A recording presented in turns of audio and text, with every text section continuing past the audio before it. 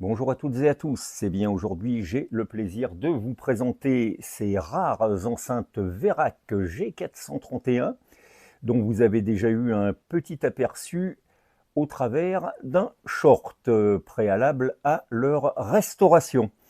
Eh bien, en effet, un modèle qu'on voit très rarement, je n'en ai jamais eu moi-même entre les mains, et qui présente quelques spécificités intéressantes, comme toutes les enceintes de la marque.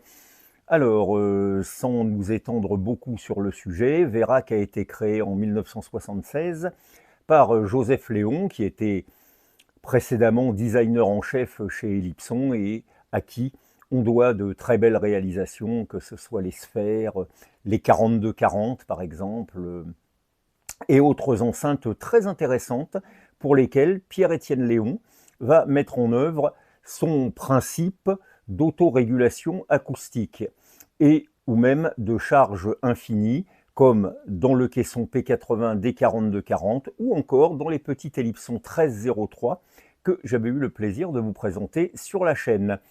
Alors, je vous ai également présenté des modèles d'enceintes Pierre-Étienne Léon qui utilisent ce principe d'autorégulation acoustique, Pierre-Étienne Léon étant, comme on le sait, le fils de Joseph Léon. Alors, rappelons rapidement le principe, mais là je vous renvoie à la vidéo que j'avais faite sur les PEL pour plus de détails. Donc un premier haut-parleur en façade, ici un 21 cm dont on va brièvement parler. Un second haut-parleur de 21 cm qui est placé derrière lui, le premier étant dans une charge. Alors ce qui est intéressant de noter, c'est que contrairement aux enceintes Pierre-Étienne Léon, le premier haut-parleur n'est pas dans une charge close. Il y a un orifice qui met en contact la chambre du premier haut-parleur avec la chambre du second haut-parleur qui débouche sur un basse réflexe. Donc en fait, on pourrait dire que les deux haut-parleurs, celui de devant et de derrière, débouchent en basse réflexe. Autre détail assez étonnant, devant le second haut-parleur, il y a une feuille de laine de verre. C'est assez curieux comme principe. Alors, même si j'en ignore la raison, j'ai laissé ça tel que lors de la restauration. Là, ici, le basse réflexe est de diamètre assez conséquent. Il fait une dizaine de centimètres et il est très profond. Il y a au moins une vingtaine de centimètres de profondeur, ce qui suggère un accord assez bas. Alors, à propos de ces boomers, donc des 21 cm de chez Audax, membrane en Bextren, un matériau qu'on retrouve également, comme vous le savez, chez Kef, avec le B200 par exemple. Mais ici, c'est très intéressant, une suspension plate, assez élastique, qui est, je crois, en gomme. Alors, c'est un matériau, c'est assez curieux, et on va voir que la structure de cette suspension, le ratio entre la membrane et l'intérieur du châssis qui est très particulier, ont quelque peu compliqué la restauration des enceintes. Ici, dans cette tête, on va dire médium aigu, on retrouve un médium ITT que vous connaissez parce que je crois qu'il était dans les enceintes M80 de chez BO que je vous avais présenté. Ici, un tweeter à dôme de 19 mm également de chez ITT, à dôme synthétique, qu'on retrouve dans pas mal de modèles 3A. À l'intérieur, le filtre est plutôt sophistiqué, il comporte un assez grand nombre de composants et, comme d'ailleurs chez Pierre-Étienne Léon, des composants de grande qualité, c'est-à-dire des condensateurs SCR en MKP. Une très belle réalisation, des pans coupés, un très beau plaquage sur la plupart des faces, l'arrière étant laissé noir. Borniers qui entrent permettent le branchement de câbles d'assez forte section et qui permettent le branchement de fiches bananes. En tout, une très belle réalisation, les enceintes étant montées sur roulettes, des proportions assez harmonieuses. Vraiment, c'est du beau travail et on retrouvera cette qualité-là dans les enceintes de Pierre-Étienne Léon. À côté de ça, que dire d'autre? Ces enceintes n'étaient pas le premier modèle de la gamme, mais déjà un modèle relativement haut de gamme.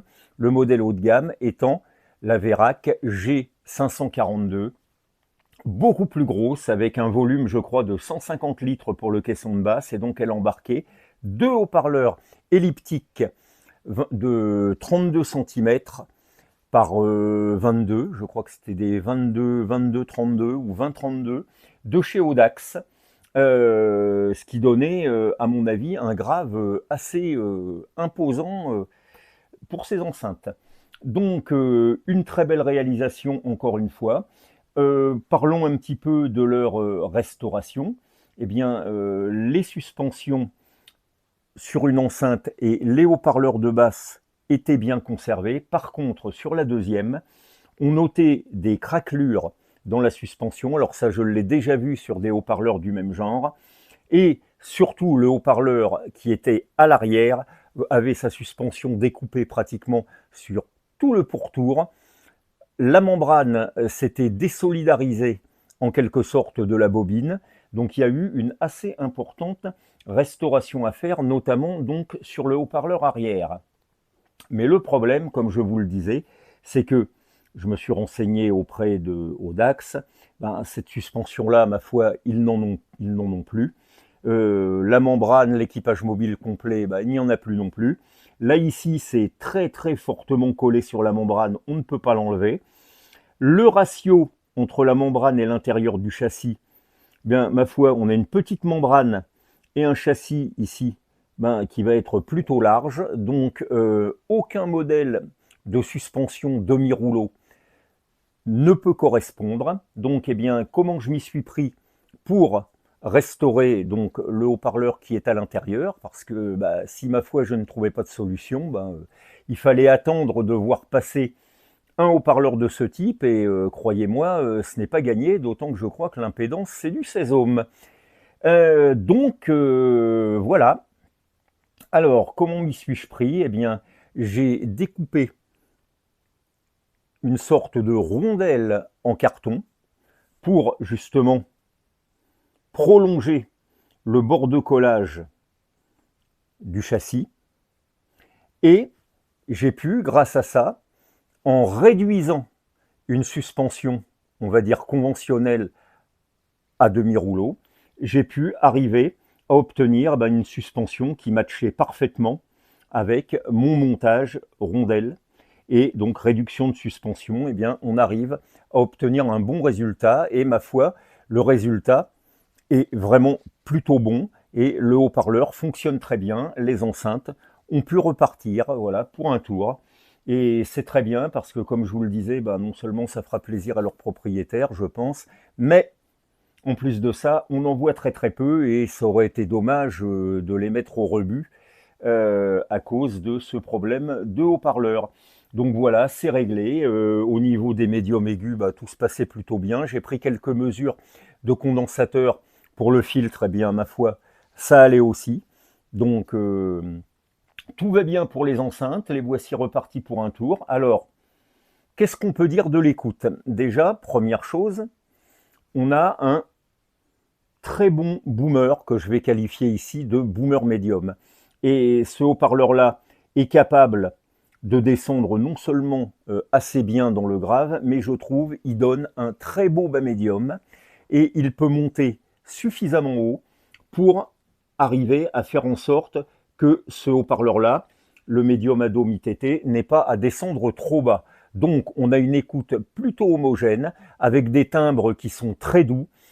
C'est une belle écoute, alors je le recommanderais peut-être pas pour des musiques trop agressives.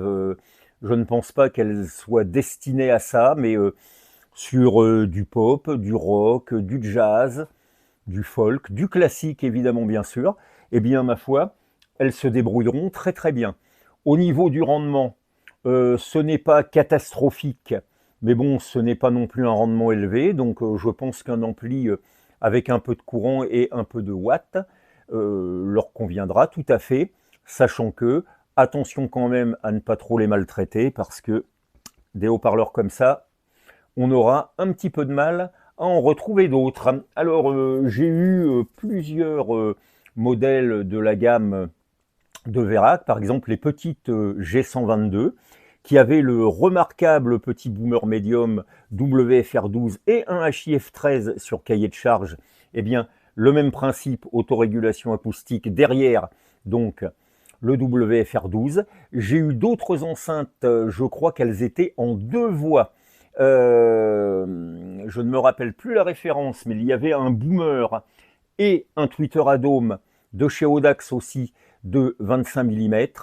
Pareil, principe d'autorégulation acoustique. Alors elles étaient plus petites que celles-là, mais on retrouvait la forme à pan coupé. Par contre, excusez-moi, je n'ai plus la référence en tête. Bref, une marque qui n'a pas forcément duré très longtemps, qui n'a produit, je pense, que 2 générations d'enceintes, mais qui, honnêtement, ne serait-ce que par l'envergure de son créateur, vaut le détour. Et ma foi, je pense qu'il y a des aficionados de cette marque. Et moi-même, si j'arrivais à trouver une paire d'enceintes de ce genre, sans doute l'ajouterais-je bien volontiers à mes collections.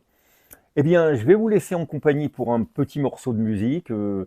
Voilà, j'ai été assez bref. Comme vous le savez, j'essaie de faire un format, on va dire, relativement court. Et en plus de ça, aujourd'hui, je suis très occupé.